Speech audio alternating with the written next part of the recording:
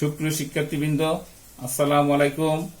আমি মোহাম্মদ মাহবুব হাসান, সিনিয়র প্রভাষক ব্যবস্থাপনা, কাঁঠাল ক্যান্টনমেন্ট পাবলিক স্কুল ও কলেজ, সৈয়দ সালাউদ্দিন সেনানিবাস, কাঁঠাল, টাঙ্গাইল। সবাইকে শুভেচ্ছা ও অভিনন্দন। শ্রেণী একাদশ দ্বাদশ বিষয় ব্যবসা সংগঠন ও ব্যবস্থাপনা, দ্বিতীয় পত্র, অধ্যায় সমন্বয় সাধন, পাঠ 1। সমন্বয় সাধন, দ্যাট মিন্স কোঅর্ডিনেশন। সুপ্রিয় শিক্ষার্থীবৃন্দ, আমরা এই পাঠ শেষে যা জানতে পারবো তা হলো সমন্বয় সাধন বলতে কি বুঝো। 2, সমন্বয় সাধনের নীতিমালা সমূহ বর্ণনা করতে পারবি।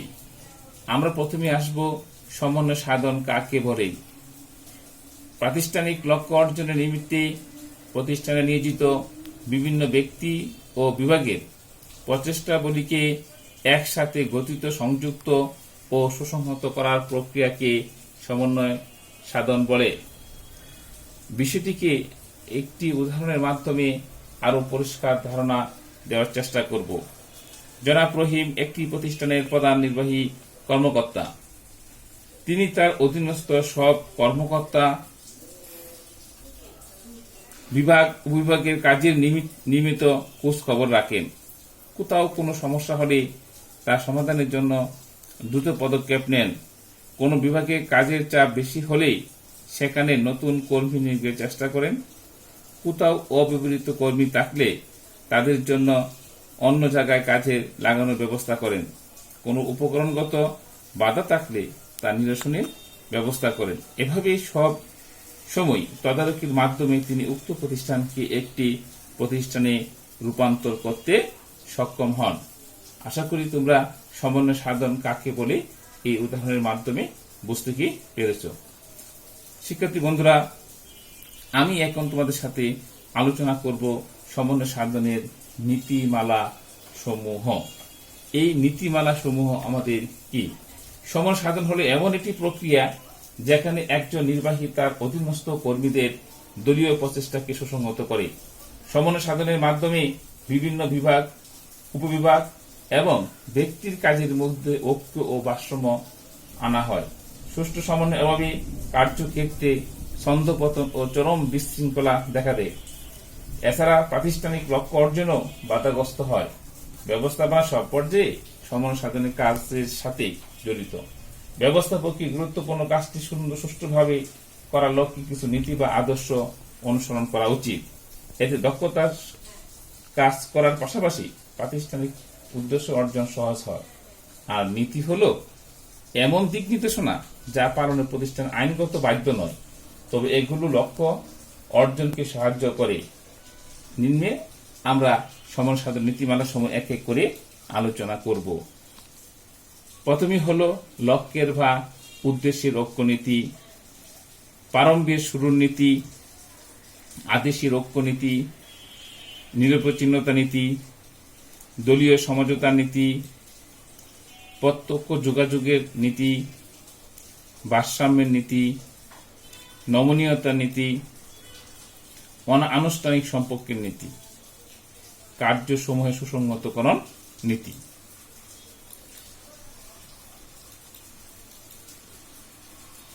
লক্ষ্যের ঐক্যের নীতি। প্রতিষ্ঠানের মূল অভিপ্রায়কে লক্ষ্য বলে।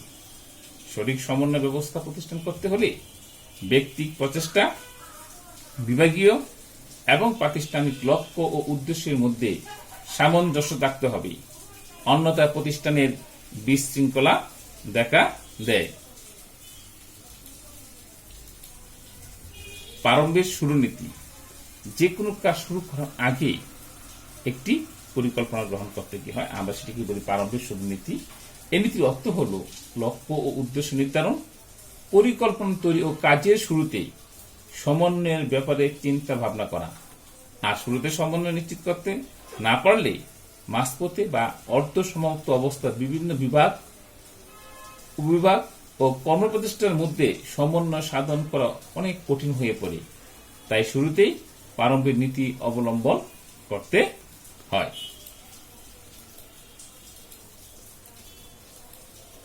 আদেশের ঐক্যনীতি। আদেশের ধারা একক উৎস থেকে অব্যাহত থাকলে তা পালনে কর্মীদের মধ্যে দ্বিধাদ্বন্দ্ব হয় না। অর্থাৎ একজন কর্মীকে একজন নির্বাহীর কাছ থেকে আদেশ পালন করতে গিয়ে হবে, আর একান্ত প্রয়োজনে কর্মীকে একাধিক নির্বাহী আদেশ দিলেও তাতে অবশ্যই সামঞ্জস্য থাকতে গিয়ে হবে। এদের সুষ্ঠু সমন্বয়ের সাথে শৃঙ্খলাও নিশ্চিত কি হবে। সুপ্রিয় শিক্ষার্থী, তোমাদের নিশ্চয়ই মনে আছে ব্যবস্থাপনা নীতিমালা সমূহ ও নীতিমালার মধ্যে আদেশের ঐক্যনীতি ছিল। এই আদেশের ঐক্যনীতি ব্যবস্থাপনা নীতিমালার সাথে আর ব্যবস্থাপনা সমন্বয় সাধনের নীতিমালা একই রকম, সেম জিনিস।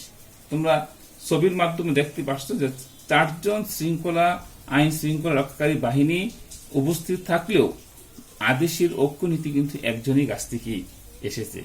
তাই আদেশের ঐক্যনীতি পালন করা অত্যন্ত জরুরি। নিরবচ্ছিন্নতা নীতি। ব্যবস্থাপকীয় প্রতিটি কাজ পর্যায়ক্রমে ধারাবাহিকভাবে ও বিরামহীনভাবে করাকে নিরবচ্ছিন্নতা নীতি বলে। যে কোনো পণ্যের চাহিদা বেশি থাকলে তার নিরবচ্ছিন্ন উৎপাদন বজায় রাখতে কি হবে।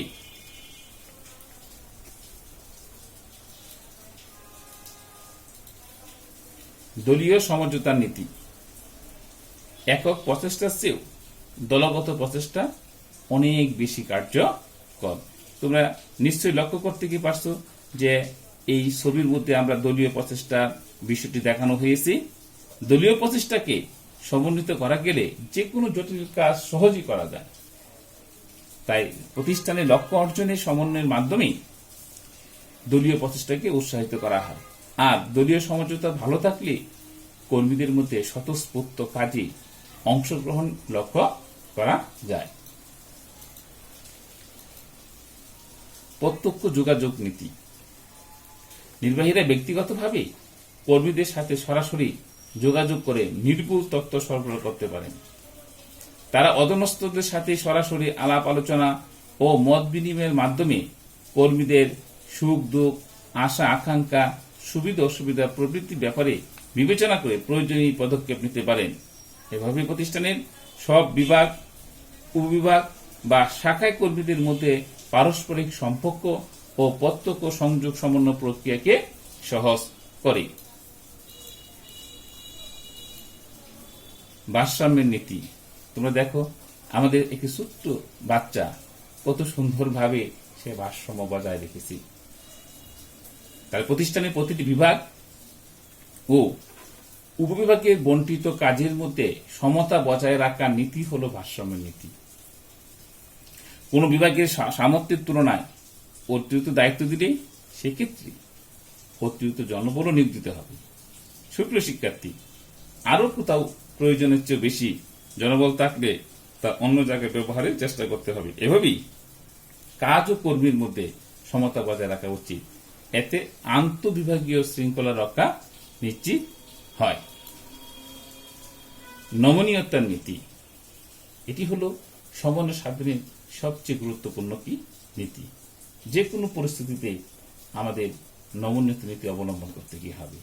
সুপ্রিয় শিক্ষার্থী, নমনীয়তা নীতি হল পরিবর্তনশীল ব্যবসায় জগতে প্রায়ই বিভিন্ন সংযোজন, বিয়োজন, সংশোধন, পরিবর্তন, পরিমার্জন প্রভৃতির প্রয়োজন হয়। সমন্বয় প্রক্রিয়াকেও পরিবর্তনের সাথে সঙ্গতিপূর্ণ হতে হবে। আর এজন্যই প্রতিনিয়ত হালনাগাদ তথ্যাদিও বিনিময় করতে হবে। নমনীয়তা নীতি অনুসরণের ফলে প্রতিযোগিতা টিকে থাকা সম্ভব। যেমন জরুরি প্রয়োজনে কর্মীদেরকে ওভারটাইমের ব্যবস্থা করা এবং কর্মীদেরকেও সেই ওভারটাইমের সাথে তাদের কাজে মনোযোগ দিতে কি হবে। এবং আমাদের দেশেও এই ওভারটাইম ব্যবস্থার ক্ষেত্রে মূল যে কাজ, যে অতিরিক্ত কাজের জন্য তাকে 1.5 গুণ বা 2 গুণ পারিশ্রমিক দেওয়া হয়।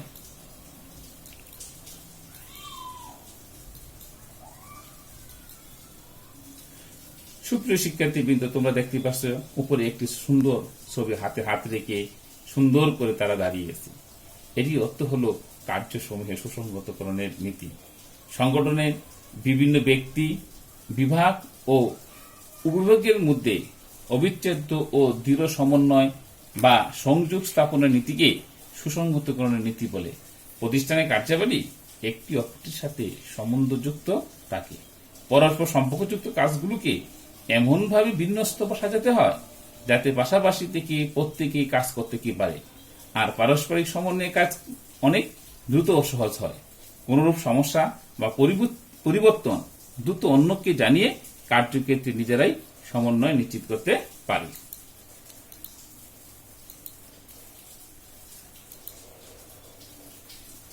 দুটি ছবি তোমরা খেয়াল করো যে কত সুন্দরভাবে দেখানো হচ্ছে যে কর্মক্ষেত্রে তারা কিভাবে হাসি খুশি দেখে কাজ করছে। দ্যাট মিনস এখানে কে বস এবং কর্মী সেটি এখানে দেখানোর বিষয় না। দ্যাট মিনস এই বিষয়টি হলো আমাদের অনানুষ্ঠানিক সম্পর্কের নীতি। অনেক ক্ষেত্রে আনুষ্ঠানিক সম্পর্কের চেয়েও অনানুষ্ঠানিক সম্পর্ক সমন্বয় প্রক্রিয়াকে অনেক বেশি কার্যকর হয়। বাস্তবে বেশি আনুষ্ঠানিকতা ও ধরাবাঁধার রীতিনীতি কাজকে বিলম্বিত ও বাধাগ্রস্ত করে। তাই ব্যবস্থাপনাকে প্রতিষ্ঠানের সর্বত্রই অনানুষ্ঠানিক সম্পর্কের উন্নয়নের মাধ্যমে যে কোনো কাজ জটিল কাজও দ্রুত করা যায়। সুপ্রিয় শিক্ষার্থী, আমরা এখন তোমাদেরকে মূল্যায়ন করব। এই ক্ষেত্রে আমরা 4টি এমসিকিউ তোমাদেরকে দিব, তোমরা সেখানে উত্তর করবে। আশা করি তোমরা উত্তর করে দিতে পারবে। বিভিন্ন ব্যক্তি ও বিভাগের কাজকে এক সূত্রে গঠিত করার কাজকে কি বলে? নির্দেশনা, নেতৃত্ব, সমন্বয়, সংগঠন। নিশ্চয়ই এর উত্তর হবে শিক্ষার্থীবৃন্দ সমন্বয়। সমন্বয় নীতি অন্তর্ভুক্ত নিচে কোনটি? কার্য বিভাজনের নীতি, নিয়মানুবর্তিতা নীতি, দলীয় সমঝোতা নীতি, উদ্যোগ নীতি। সুপ্রিয় শিক্ষার্থী, তোমরা জানো যে কার্য বিভাজন নীতি, নিয়মানুবর্তিতা নীতি এবং উদ্যোগ নীতিটি হলো ব্যবস্থাপনা নীতিমালায় অন্তর্ভুক্ত। সুতরাং দলীয় সমঝোতা নীতিটি হলো আমাদের সমন্বয় নীতির অন্তর্ভুক্ত। সুতরাং উত্তরটি হবে আমাদের দলীয় সমঝোতার নীতি। দলীয় সমঝোতা নীতির ফলে নীতি মেনে চললে প্রতিষ্ঠানে কোন ধরনের সমন্বয় ব্যবস্থা গড়ে ওঠে? সুপ্রিয় শিক্ষার্থীবৃন্দ, তোমরা খেয়াল করো যে স্বতঃস্ফূর্ত, বাধ্যতামূলক, আনুষ্ঠানিক, অনানুষ্ঠানিক। আমি আগেই বলেছি যে দলীয় সমঝোতা নীতি মেনে চললে প্রতিষ্ঠানে যে কর্মীদের মধ্যে স্বতঃস্ফূর্ততা গড়ে ওঠে। সুতরাং এর উত্তর হবে স্বতঃস্ফূর্ত। 4 নম্বরটি আমরা দেখো, সমন্বয়ের ক্ষেত্রে নিচের কোন নীতিটি সবচেয়ে বেশি গুরুত্বপূর্ণ? খেয়াল করো, শৃঙ্খলা নীতি, নির্দেশনারক্ষ নীতি, লক্ষ্য নীতি, নমনীয়তা নীতি। সুপ্রিয় শিক্ষার্থীবৃন্দ, অবশ্যই সেখানে হবে আমাদের নমনীয়তা নীতি। আমরা যে কোনো ক্ষেত্রে আমরা নমনীয় অনুসরণ করব। পরিবর্তিত পরিস্থিতির সাথে আমাদেরকে নিজেকে খাপ হতে হবে। আমাদের ব্যবসায়িক জগতে সবসময় আমরা পরিকল্পনা করি ভবিষ্যৎকে সামনে রেখে। ভবিষ্যৎ তো সবসময় আমাদের অন্ধকার, অনিশ্চয়তা। সুতরাং কখন কি হবে সেটা আমরা আগে থেকে জানতে পারি না। তাই আমাদেরকে নমনীয়তার নীতির সাথে আমাদেরকে কাজ করতে হবে। সুপ্রিয় শিক্ষার্থীবৃন্দ, আমি তোমাদের এখন একটা বাড়ির কাজ দিব। এই বাড়ির কাজটুকু তোমরা নিজেরা খাতায় করে আমাকে ইনবক্স করবে। প্রথম যেটি হলো, মিস্টার কবির প্রতিষ্ঠানের সকল ব্যক্তিকে বোঝাতে চেষ্টা করেছেন যে একের সাথে অন্যের মিল না চললে কখনোই লক্ষ্যে পৌঁছানো যাবে না। এটি সমন্বয়ের কূটনীতি। নাম্বার 2, জনাব মুশফিক প্রতিটি ব্যক্তি ও বিভাগের কাজকে এমনভাবে বন্টন করেন যাতে সবাই স্বাচ্ছন্দ্যে অর্পিত দায়িত্ব পালন করতে পারে। এটি সমন্বয়ের কূটনীতি। মিস্টার চৌধুরী মনে করেন একজন ঊর্ধ্বতনের নিকট থেকে নির্দেশনা পেলে কাজে সমন্বয়হীনতা দেখা দিবে না। এটিও সমন্বয়ের কূটনীতির মধ্যে কি পড়ে। 4 নম্বর, মিস্টার বিশ্বাস প্রতিষ্ঠানে এমন নীতি গড়ে তুলেছেন যাতে বিভিন্ন ব্যক্তি ও বিভাগের প্রয়োজনে অন্যের সাথে সরাসরি যোগাযোগ করে কাজ সম্পাদন করতে পারে। এটিও ব্যবস্থাপনা কূটনীতি। শিক্ষার্থীবৃন্দ, নাম্বার 5 হলো, জনাব হক কাজ শুরুর পূর্বেই প্রতিষ্ঠানের মূল উদ্দেশ্য ঠিক করে তার আলোকে বিভিন্ন বিভাগের উদ্দেশ্য ঠিক করেন, এই পরিকল্পনা গ্রহণ করেন। এটিও ব্যবস্থাপনার সমন্বয়ের কূটনীতির মধ্যে কি পড়ে। নাম্বার 6, মিস্টার জহির প্রতিষ্ঠানের নির্দিষ্ট নিয়মের বাইরে যেও যাতে অধস্তনরা একের সাথে অন্যের মিলে প্রতিষ্ঠান উন্নয়ন কাজ করতে পারে তা নিশ্চিত করে, এটি ব্যবস্থাপনার কূটনীতি। মিস্টার মার্মো মনে করেন সমন্বয় নিয়ন্ত্রণ ও পরিকল্পনার মতো কাজ নয়, তাই কখনো কোনো কাজ যেন সমন্বয়ের বাইরে না থাকে তা তিনি নিশ্চিত করতে আগ্রহী। 8 নাম্বার, মিস্টার সরকারের কড়া নির্দেশ প্রতিটা কাজের শুরু থেকে দলীয় প্রচেষ্টা ও সংহতির বিষয়টাকে মুখ্য বিবেচনা হিসেবে কাজ করেন। সবাইকে ধন্যবাদ। তোমরা যে যেখানে আছে ভালো থাকো, সুস্থ থাকো, এই কামনা করি। আসসালামু আলাইকুম।